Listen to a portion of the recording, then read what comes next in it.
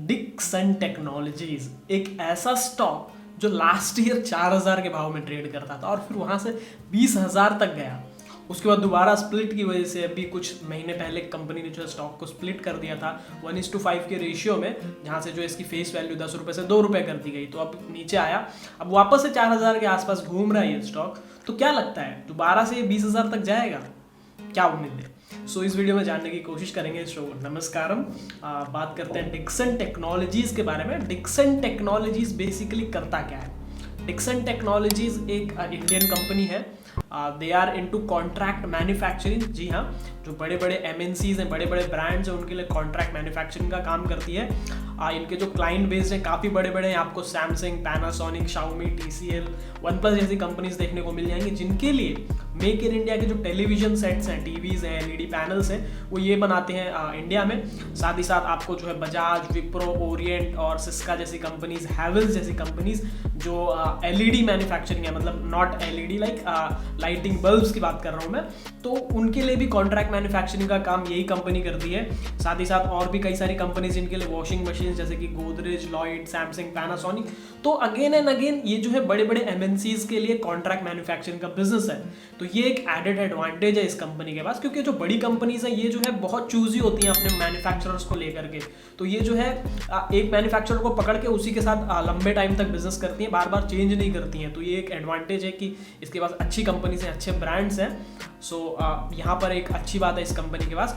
और इनके जो दो टर्म्स निकल करके आते हैं, इसको जो है हम OEM और ODM कहते हैं। OEM का मतलब है ओरिजिनल इक्विपमेंट मैन्युफैक्चरर, जहाँ पर ये कंपनी क्या करती है कि इक्विपमेंट्स बनाती है। सो इक्विपमेंट्स आर लाइक कि असेंबल करती है, असेंबली लाइन है जहाँ पर कंपनी जो है असेंबल करके कंपनी को प्रोडक्ट दे देती है। और दूसरा वाला जो ODM है उसे कहते हैं ओरिजिनल डिजाइनिंग मैन्युफैक्चरर। तो यहाँ पर कंपनी सिर्फ जो है असेंबल नहीं करती, बल्कि पूरा का पूरा डिजाइनिंग का काम भी खुद ही करती है। तो उसका जो कॉन्सेप्ट डिजाइनिंग से लेकर के हो गया, उसके इक्विपमेंट्स, अप्लायंसेस, सारी चीज़ें कंपनी खुद ही करती है। तो वो एक चीज़ है कि जो ओरिजिनल डिज़ाइन वाला काम है वो भी कंपनी के पास खुद ही के पास है। तो वो सारी चीज़ों को कंसिडर करते हुए कंपनी के पास एक एडेड एडवांटेज निकल करके आ जाता है। अब अगर हम कंपनी की प्रोडक्शन कैपेसिटी और रेवेन्यू मॉडल की बात करें, तो यहाँ पर जो एलईडी टेलीविजन है उससे 48% रेवेन्यू आ रहा है कंपनी को। So this is like half of the revenue comes from LED televisions only. और 4.4 मिलियन यूनिट बनाने की कैपेसिटी है और डिक्सन टेक्नोलॉजीज के पास टेलीविजन सेट्स की। सेकंड जो रेवेन्यू का सोर्स है, that is the major source that we have is lighting systems, जहां से बचा हुआ 26%, मतलब पहले आधा रेवेन्यू एलईडी से आता है, फिर उसके बाद जो 50% है उसका 50%, मतलब 1/4 revenue comes from lighting systems and 240 million units बनाने की कैपेसिटी है लाइटिंग सिस्टम्स की। देन स्मार्टफोन से जो है, not smartphones, overall mobile phones जो है मेड इन इंडिया वाले स्मार्टफोन्स आपको देखने को मिलते हैं, उसके जो मेजर मैन्युफैक्चरर है दैट इज डिक्सन टेक्नोलॉजीज। चाहे फिर आप शाओमी के देखिए, सैमसंग के देखिए, उन सारे स्मार्टफोन्स की मैन्युफैक्चरिंग जो है यहाँ पर हो रही है। तो मेक इन इंडिया वाले, जो मेड इन इंडिया जहाँ पर लिखा हुआ देखने को मिलता है। तो ये जो स्मार्टफोन्स है उसमें 12% रेवेन्यू इनका स्मार्टफोन से मैन्युफैक्चरिंग से आता है। 40 मिलियन यूनिट्स कैपेसिटी है पर एनम स्मार्टफोन्स बनाने की।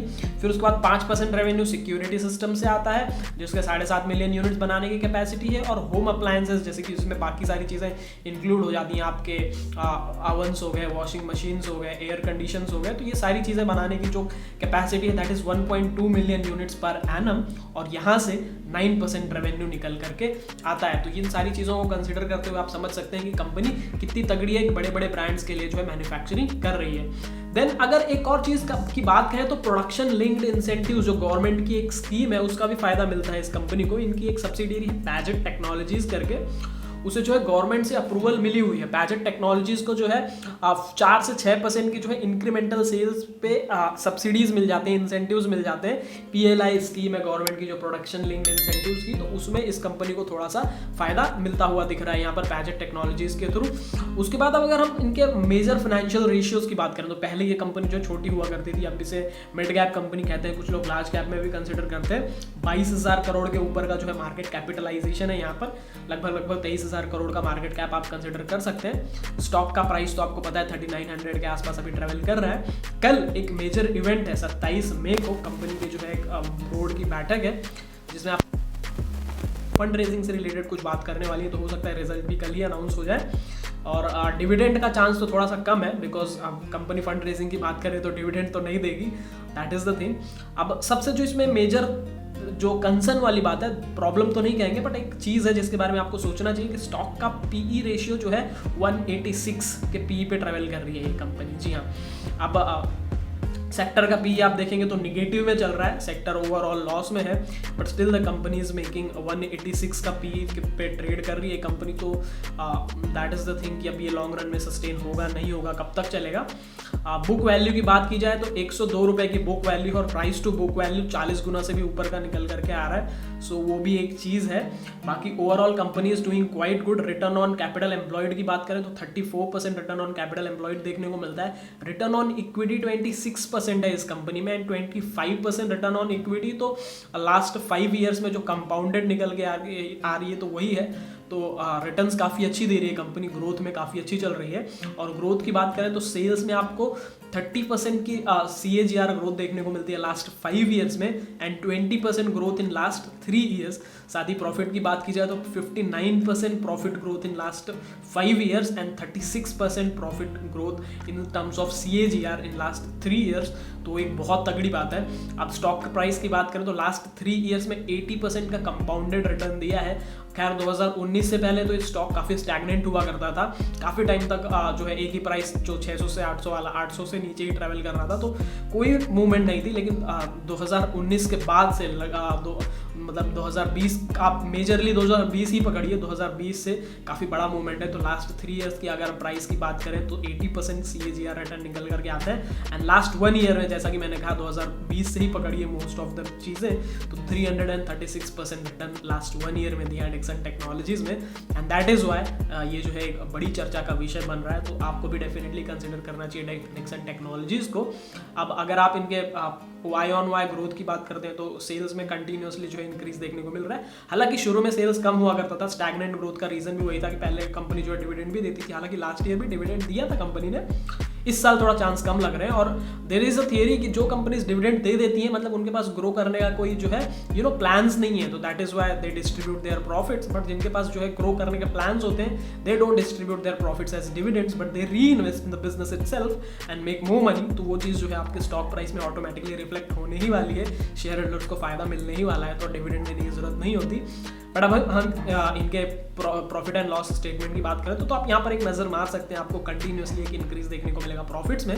साथ ही आप बैलेंस शीट में देखेंगे तो डेट है थोड़ी सी, बट जो बड़े से इनके पास रेवेन्यू का चंक है, जो रिजर्व्स का चंक है, उसके सामने डेट काफ़ी मामूली पड़ जाती है। और over the past few years आप इनके जो है डेट में एक डिक्लाइन भी नोटिस कर सकते हैं। तो वो चीज़ें भी कंपनी को एक अच्छी वैल्यूएशन की तरफ लेकर के जाती है, एक बेहतर फंडामेंटली स्ट्रॉन्ग कंपनी बनाती है। तो इन सारे पॉइंट्स को डेफिनेटली कंसिडर करेंगे आप।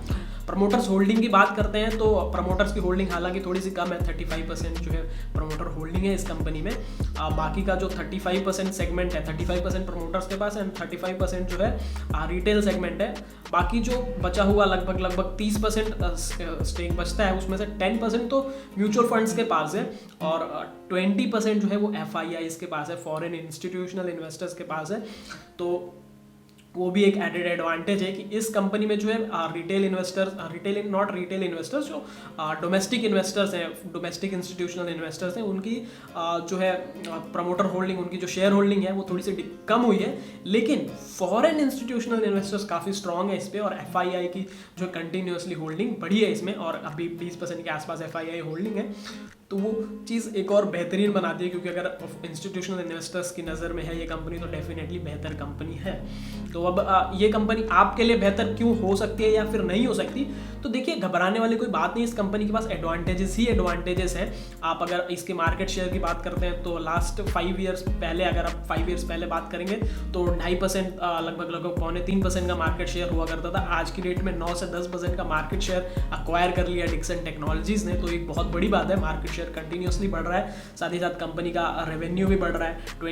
5 ईयर्स में जो है 29% से जो रेवेन्यू की ग्रोथ हुई है कंपनी में। साथ ही साथ अगर हम इंडस्ट्री की बात करें तो ओवरऑल पूरे इंडस्ट्री में 13% की ग्रोथ है, तो कंपनी जो है लगभग 2.5 गुना ग्रोथ से 2.5 गुना रेट से ग्रो कर रही है। और अगर आप नेट इनकम की बात करें तो 20% इंडस्ट्री की ग्रोथ है, जबकि ये कंपनी जो है 60% की ग्रोथ से बढ़ रही है, CAGR ग्रोथ से। तो 3% लगभग 3 गुना, नॉट 3%, 3 गुना की ग्रोथ देखने को मिल रही है सेल्स में और प्रॉफिट में। तो इन चीज़ों को आप डेफिनेटली इग्नोर नहीं कर सकते कि इंडस्ट्री से काफ़ी तेज़ी से ग्रो कर रही है ये चीज़। और इसको जो सबसे बड़ा एडवांटेज मिला है वो लास्ट ईयर ये था कि लॉकडाउन की वजह से, हालांकि पहला क्वार्टर तो कंपनी का अच्छा नहीं गया, बट पहले क्वार्टर के बाद जो इंडो चाइना के बीच में जो है ट्रेड वॉर सिचुएशन शुरू हुई और गवर्नमेंट ने जो है काफ़ी सारे चाइनीज़ कंपनीज पे बैन लगाया, तो उसका जो एडवांटेज है वो डिक्सन टेक्नोलॉजीज को मिला है कि जो एमएनसी से जो चाइना से इंपोर्ट करती थी उनकी डिपेंडेंसी जो है अब डिक्सन पे बढ़ गई। तो बड़े बड़े ऑर्डर्स वहाँ से मिलने शुरू हुए और प्रोडक्शन बढ़ा और वहीं से जो है कंपनी ने ग्रो किया है। आप जो देख रहे हैं कि 5 गुना ग्रोथ देखने को मिली है लास्ट 1 ईयर में, तो यही रीज़न है।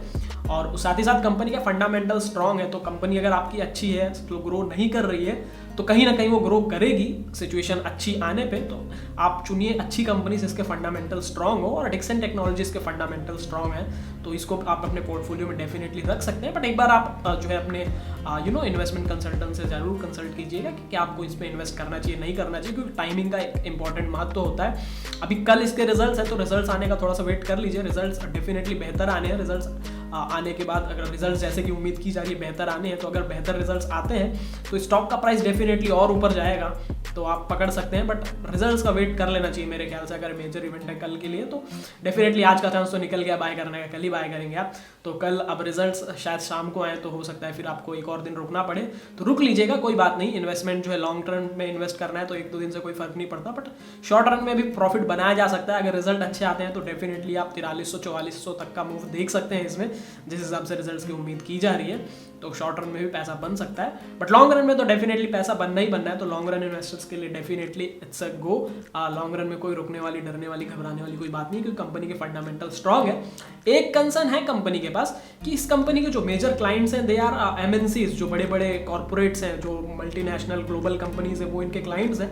तो एक फायदा भी है कि वो जो है बड़ा ऑर्डर, बड़ा पैसा एक साथ लाके देंगे और वो इनके साथ टिकने वाले हैं। बट कंसर्न ये है कि जब इतने बड़े कंपनीज किसी को बड़े ऑर्डर्स देती हैं तो उनके पास बार्गेनिंग पावर बहुत ज़्यादा होती है, तो वो जो है काफ़ी सस्ते में काम करवा सकती है इन कंपनीज से। बट लग तो नहीं रहा है, बट क्योंकि आप इसका पी देखेंगे तो 180 के ऊपर, 185, 186 के पी रेशियो पे कंपनी ट्रेड हो रही है। तो कंपनी का जो है पहले जब 150 पी हुआ करता था तो लोग टेंशन में रहते थे, बट वहाँ से कंटिन्यूसली पी इसका बढ़ ही रहा है, गिरने का नाम नहीं ले रहा है। तो वो भी एक बात है कि यहाँ से जो है डेफिनेटली आपको इस चीज़ का फ़ायदा मिलेगा। बट कंसर्न थोड़ा सा है कि पी रेशियो की वजह से थोड़ा सा जो है कंपनी स्लगिश हो सकती है, नो डाउट। थोड़ी सी रुकावट देखने को मिल सकती है, ग्रोथ स्लो हो सकती है, बट जिस तरीके से पास्ट परफॉर्मेंस है, फ्यूचर भी काफ़ी क्लियर ही नज़र आ रहा है, तो उस हिसाब से कंपनी डेफिनेटली अच्छा ही करने वाली है। तो अब इन सभी बातों को कंसिडर करते हुए आप वीडियो को प्लीज़ कर दीजिएगा लाइक, और अगर आप चैनल पर पहली बार आए हैं तो चैनल को सब्सक्राइब कीजिएगा। अब अगर आप इस वीडियो को शेयर करेंगे अपने दोस्तों के साथ तो मुझे बेहद खुशी होगी। अगर आप शेयर करते हैं कहीं पर भी, इंस्टाग्राम में, ट्विटर में, फेसबुक में, डेफिनेटली मुझे टैग जरूर कीजिएगा। I will be happy to know that. और यस, वीडियो को लाइक कीजिएगा, चैनल को सब्सक्राइब कीजिएगा। Thanks a lot for watching. Bye bye. Hope to see you in the next video.